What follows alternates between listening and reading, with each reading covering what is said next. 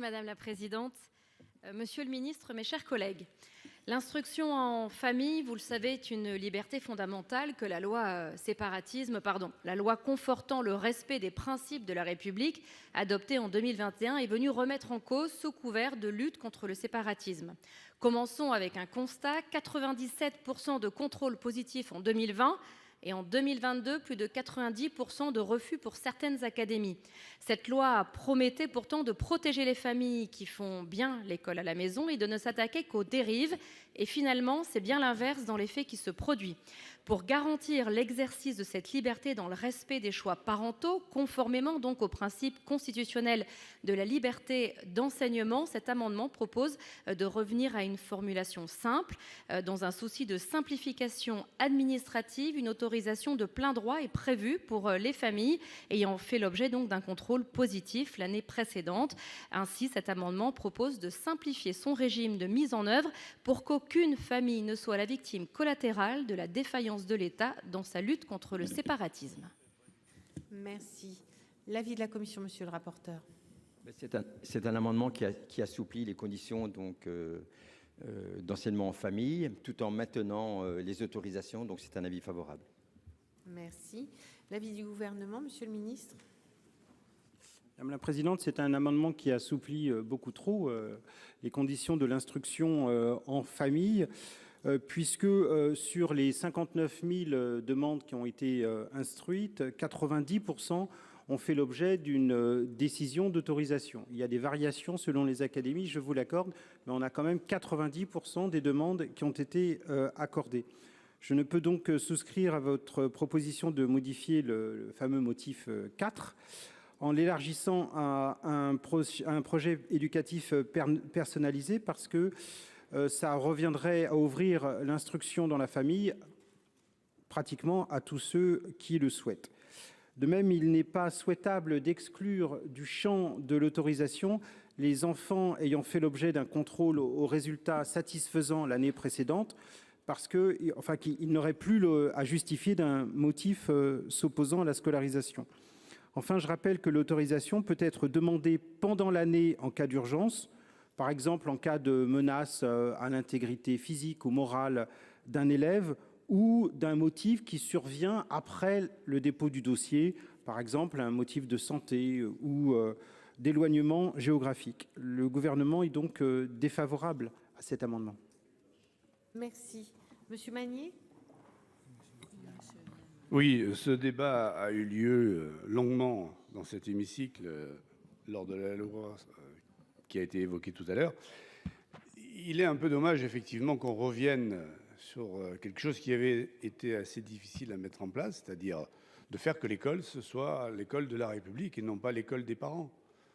Les parents ne sont pas des enseignants, et même s'ils sont très bons pour inculquer certains savoirs à leurs enfants ou à ceux de leurs voisins, parce que souvent des catégories socio-professionnelles peuvent se permettre ce genre de choses, eh bien, ce n'est pas l'école publique, et ce n'est pas là que la mixité sociale d'abord se retrouve, puisque l'école, elle est aussi faite pour cela, je vous le rappelle, on n'en parle pas beaucoup dans cette proposition de loi, mais la mixité sociale, c'est quand même l'objectif de l'école publique.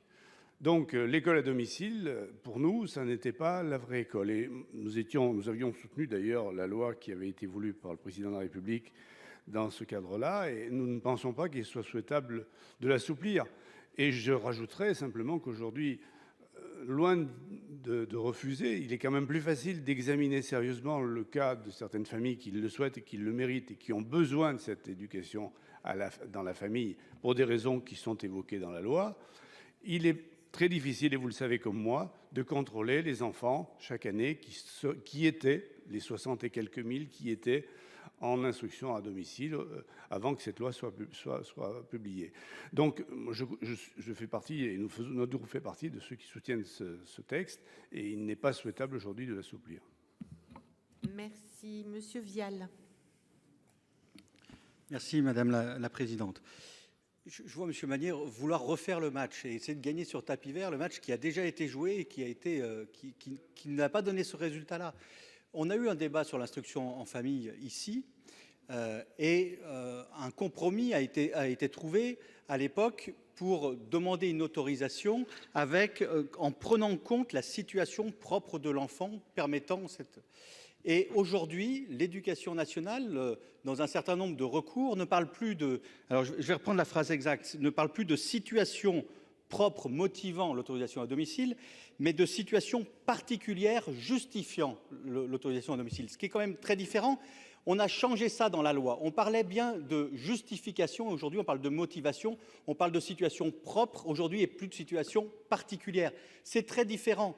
Et aujourd'hui, vous l'avez dit, Monsieur le Ministre, 90% des cas sont autorisés. Oui, parce qu'on est encore dans la vague où les autorisations glissantes sont autorisées jusqu'à la fin de l'année. Aujourd'hui, c'est au titre du motif 4, c'est 47% qui sont refusés. 47%, pas 10%.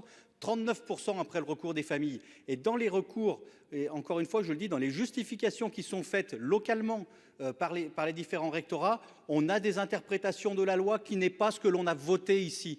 Et on n'a malheureusement aucun texte du ministère de l'Éducation nationale, il n'y a pas de circulaire, il n'y a pas de note de service ou de directive, toutes les consignes ont été données oralement, comme si le ministère attendait que la jurisprudence des tribunaux réécrive ce que la loi a voulu écrire. Donc aujourd'hui, on est ici au Parlement, on a voté un texte, on a trouvé un compromis avec le ministère et avec les collègues parlementaires. Je pense qu'il est dangereux de vouloir laisser soit M. Magnier, soit la jurisprudence réécrire la loi. Et donc, il faut qu'on prenne des dispositions qui soient conformes à ce qui a été voté la dernière fois. Je vous remercie. Merci. Monsieur Brisson. Ce texte devait cliver, c'est réussi. Et nous revenons sur des débats. Nous avons toujours dit, nous sommes constants, nous sommes profondément attachés à la liberté d'enseignement. Et nous étions profondément attachés à un système équilibré depuis Jules Ferry, depuis Victor Hugo, qui a dit des choses très fortes sur la liberté d'enseignement. Nous avions dit au ministre de l'époque que le texte qu'il nous a proposé ne s'attaquerait pas vraiment au séparatisme, sur lequel nous pourrions être tous d'accord pour lutter contre, mais qui s'attaquerait finalement à des personnes qui ont fait des choix particuliers d'instruction en famille. Et c'est bien ce qui est en train de se produire. Vous avez reconnu vous-même, Monsieur le Ministre, qu'il y a une grande inégalité selon les académies. Et donc il y a derrière ces inégalités que vous traitez de manière un peu technocratique, il y a des élèves et des familles en souffrance devant des inspecteurs qui, comme l'a très bien exprimé Cédric Vial, vont bien au-delà même de ce que le législateur avait voulu. Parce qu'il se passe exactement ce que nous avions craint, c'est-à-dire que l'administration de l'éducation nationale est une interprétation très restrictive d'un texte parce que la porte a été ouverte. Je suis déçu, Monsieur le Ministre. Je savais de votre prédécesseur qu'il n'y avait aucune chance qu'il nous écoute lorsque l'on parlait de liberté d'enseignement. Je pensais, par rapport à ce que vous êtes, par rapport à votre passé, que vous seriez ouvert à cette notion de liberté d'enseignement et que vous entendriez le drame de ces parents et de ces enfants qui sont souvent de bonne foi et qui sont très très loin de ce que la loi qui a été votée avec Jean-Michel Blanquer a mené à lutter contre. Les séparatistes ne craignent pas cette loi. Par contre, ce sont des familles, des braves gens qui sont aujourd'hui en difficulté vis-à-vis d'une interprétation et d'une application trop stricte de la loi, avec en plus une grande inégalité sur les territoires. Merci. Madame la présidente Billon. Merci Madame la Présidente. Alors le groupe Union Centriste va voter cet amendement. En réalité, l'éducation en famille a besoin, comme le démontrera l'amendement qui suit de notre collègue Stéphane Piednoir, de transparence et d'information. Donc les débats ont eu lieu, oui ils ont eu lieu, on a trouvé une position équilibrée. Simplifier de manière administrative me semble une bonne solution. Ça ne veut pas dire simplifier, ça ne veut pas dire laxisme, ça veut dire juste simplifier de manière administrative. Les contrôles vont persister, ils sont légitimes, mais ils doivent être faits sans a priori. Donc moi je pense que l'éducation nationale gagnera finalement à se poser la question pourquoi il y a de plus en plus d'éducation en famille, parce que pourquoi cette éducation en famille se développe, cette instruction en famille. Peut-être que l'école a quelques failles et que certains trouvent dans cette solution une réponse qu'ils ne trouvent pas dans l'école à certains endroits. Je vous remercie. Merci, Monsieur le Ministre. Merci Madame la Présidente. Mesdames et Messieurs les sénateurs, nous sommes restés fidèles à la notion de situation propre. Le Conseil d'État, d'ailleurs, a précisé la portée de la notion. Et donc, je reconnais très volontiers que nous devons en quelque sorte balayer devant notre porte parce qu'il y a des inégalités selon les académies.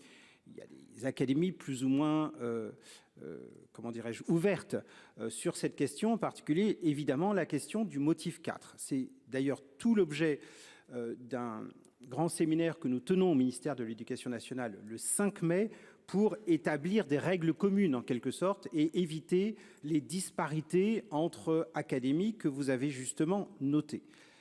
Par ailleurs, nous avons pratiquement gagné tous les contentieux au tribunal administratif qui se sont accumulés depuis la rentrée.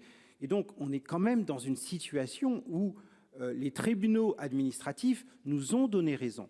Donc, nous n'avons pas d'interprétation qui serait une interprétation trop restrictive de la loi et en particulier du motif 4. Nous devons simplement veiller à une équité territoriale et bien entendu à accepter les demandes quand elles sont fondées. Et d'ailleurs, nous acceptons 90% des demandes en tenant compte des 4 motifs. Merci, Monsieur le Ministre. Alors, je mets aux voix l'amendement numéro 2 qui a reçu un avis favorable de la Commission et défavorable du gouvernement. Qui est pour? Qui est contre? Qui s'abstient? Il est donc adopté. L'amendement 46, Monsieur Piednoir.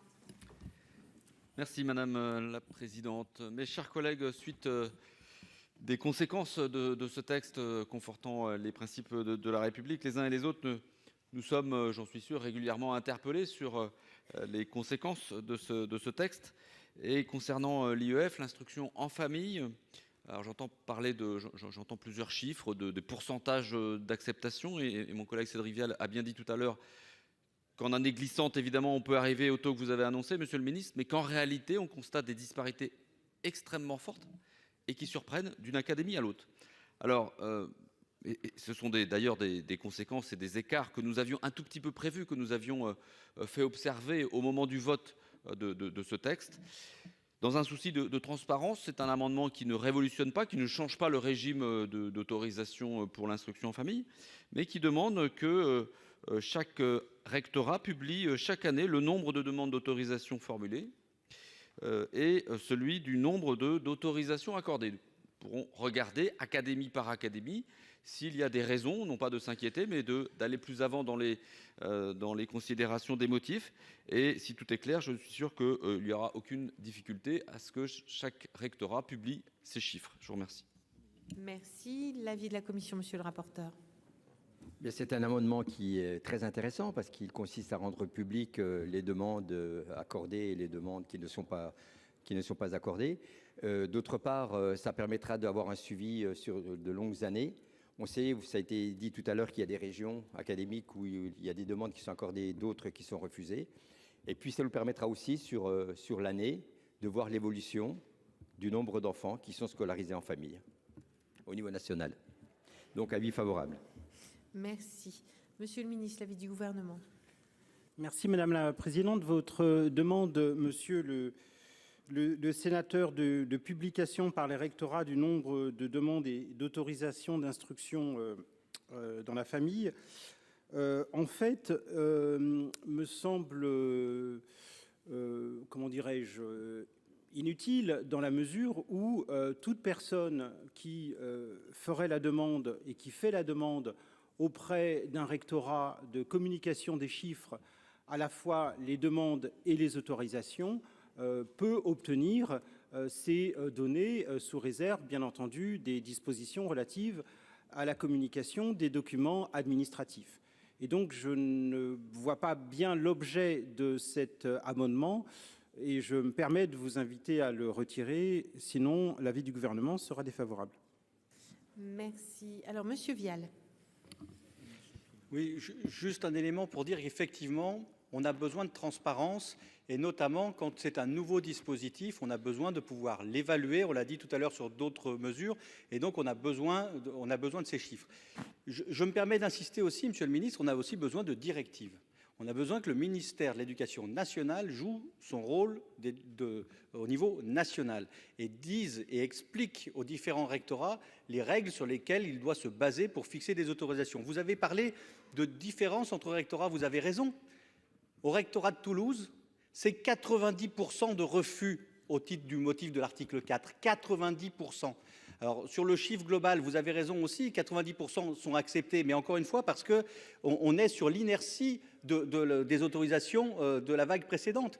C'est au titre du motif 4 qu'il faut qu'on puisse prendre ces statistiques.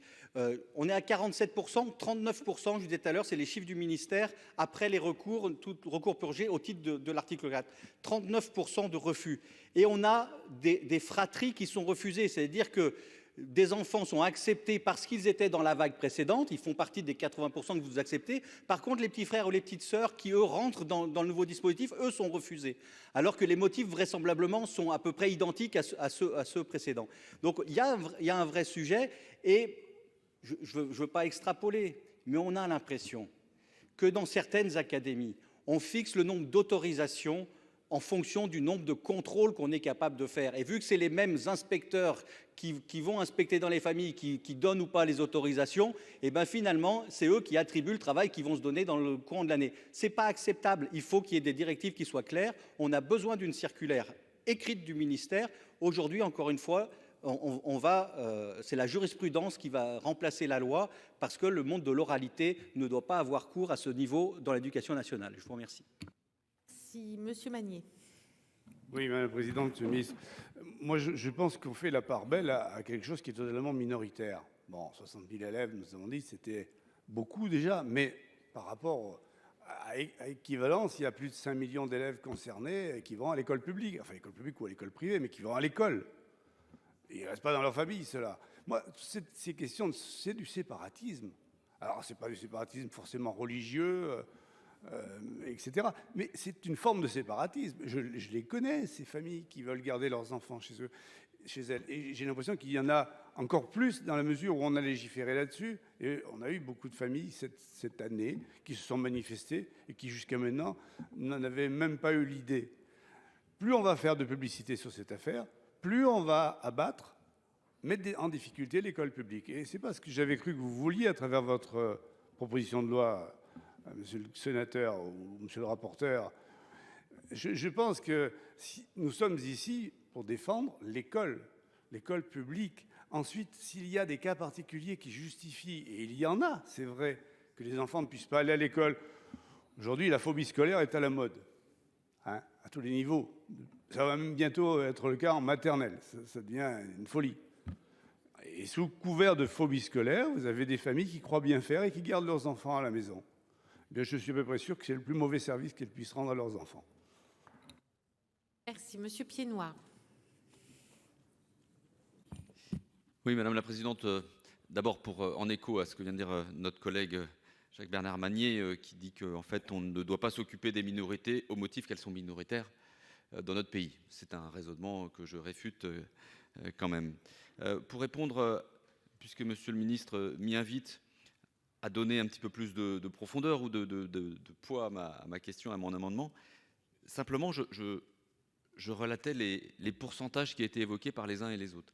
Vous avez cité un pourcentage qui est celui de l'éducation nationale, qui est un taux global d'accord au niveau national.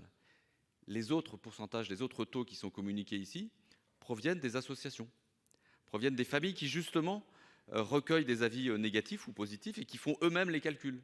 Ce que je demande est très simple. Nous avons un outil administratif dans notre pays qui est, on a l'occasion de le souligner, suffisamment puissant dans notre pays pour que les rectorats soient en capacité de publier eux-mêmes les chiffres.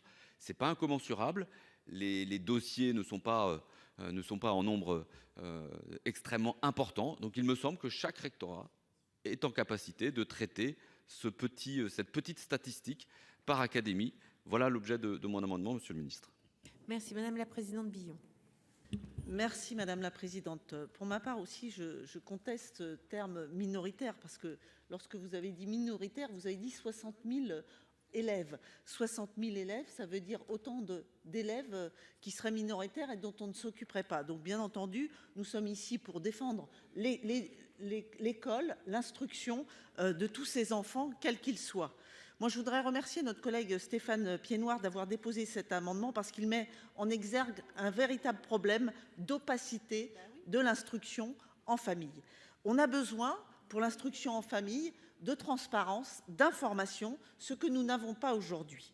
Moi, je voudrais juste vous dire quelle a été ma surprise lorsqu'en 2020, par exemple, il y a eu beaucoup de maires qui ont été renouvelés. Et lorsque j'allais dans les communes, lorsque je parlais des obligations qui sont celles des maires pour l'instruction en famille, ils n'avaient aucune information de ce qu'étaient leurs devoirs et obligations par rapport à cette instruction en famille. Donc oui, il y a de l'opacité. Oui, il faut voter cet amendement de notre collègue Stéphane Piednoir. Monsieur le Président Lafont. Oui, rapidement, Madame la Présidente, pour dire que lors du débat sur l'heure de la République, cet article n'était pas simple pour nous et que nous n'y étions pas favorables au départ. Nous étions attachés au système de déclaration. Nous avons évolué, notamment sur la base d'un certain nombre de témoignages qui nous ont dit que pour lutter contre les phénomènes de séparatisme, il y avait besoin de renforcer le dispositif. Et dans notre esprit, le dispositif a deux cibles particulières, c'est le séparatisme et les dérives sectaires. Pour le reste, ça rentre pour la majorité sénatoriale, ça rentre dans le domaine de la liberté des parents. Et ce que l'on souhaite à travers les chiffres, c'est tout simplement qu'on vérifie que le dispositif mis en place touche bien les deux cibles pour lesquelles nous étions d'accord, à savoir séparatisme et dérives sectaires, mais que ça n'atteint pas à la liberté des parents. Voilà. On sait qu'effectivement sur le territoire, et vous l'avez confirmé, Monsieur le Ministre, il y a des comportements assez différents d'un rectorat à l'autre. Je pense qu'un peu de transparence nous permettrait de mieux appréhender la façon dont c'est mis en œuvre et puis surtout que ça correspond à l'accord qui avait été dessiné à ce moment-là. Alors, je vais mettre aux voix donc l'amendement 46 qui a reçu un avis favorable de la commission, défavorable du gouvernement, qui est pour, qui est contre, qui s'abstient. Il est donc adopté. L'amendement 45, Monsieur Piednoir. Merci Madame la Présidente. Projet de loi principe de la République suite à travers cet amendement, sans revenir à nouveau sur le régime d'autorisation qui avait été finalement adopté. Je poursuis mon objectif de rendre les décisions plus objectives, plus justes aussi. Et donc, dans le cadre des contrôles qui motivent en grande partie la reconduction de l'instruction en famille dans l'état actuel, eh bien, il a pour but de vérifier que le motif de l'instruction répond bien à l'un des cas prévus dans ce texte et dans le Code de l'éducation désormais. Ce que je demande, c'est que si l'inspecteur qui a effectué ce premier contrôle et qui donne un avis négatif à la poursuite de l'instruction en famille, ça appelle un second contrôle qui est paramétré, qui doit intervenir dans un laps de temps défini, et bien que ce soit un contrôleur différent. Alors ça paraît pas insurmontable comme mesure parce que c'est quelque chose qui se pratique par exemple pour l'inspection des enseignants. C'est une demande légitime pour éviter parfois des conflits de personne à personne. Et donc ce qu'on demande, c'est que pour un second contrôle qui va définitivement valider ou pas la reconduction de l'instruction en famille, on ait affaire à un autre contrôleur pour éviter ce cas d'éventuels désaccords. Merci. L'avis de la commission, monsieur le rapporteur.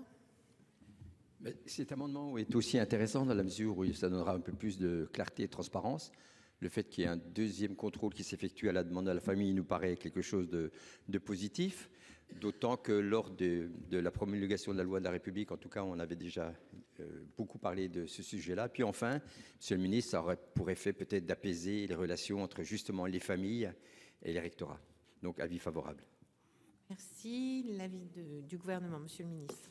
Madame la Présidente, Monsieur le Sénateur Piednoir, votre amendement est tellement légitime qu'il est déjà satisfait, puisque en cas d'avis négatif ou réservé du premier contrôle, le vade-mecum que nous avons envoyé au rectorat précise que le second contrôle devra être effectué par une autre personne que celle qui a effectué le premier contrôle. Je suis donc tout à fait en accord avec vous, mais votre amendement, en l'espèce, qui ne relève d'ailleurs pas tout à fait de la loi, mais du règlement, votre amendement n'a pas d'objet et donc je vous propose de le retirer, faute de quoi le gouvernement y sera défavorable, tout en étant d'accord sur le fond, bien entendu, vous m'avez compris. Monsieur Magnier. Oui, Madame la Présidente, Monsieur le Ministre, simplement, je voudrais revenir sur... Il est bien entendu que je n'ai pas dit qu'il ne fallait pas s'occuper de ces enfants, qui, même s'ils constituent une forme de minorité par rapport au plus grand nombre qui va à l'école. J'aime pas beaucoup qu'on déforme mes propos, qu'on fasse dire ce que je n'ai pas dit ou ce que je n'ai pas voulu dire. Excusez-moi si je me suis mal exprimé. Il y a effectivement des besoins, il y a des enfants qui ont des besoins, et il faut effectivement les traiter.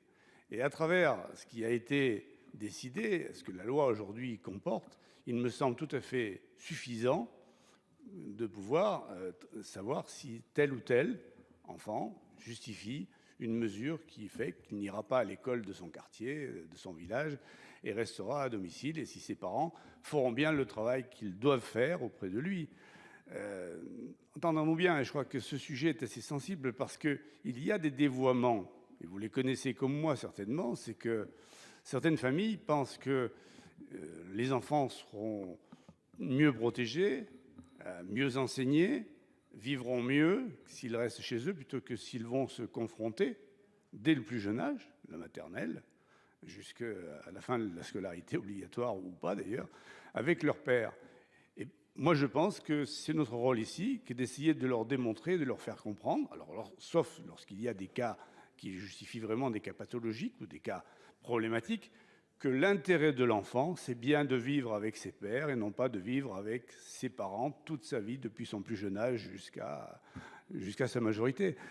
Je ne sais pas, ça paraît la première idée d'un éducateur ou d'un formateur que de savoir qu'on doit aller s'instruire, s'éduquer avec ses pairs.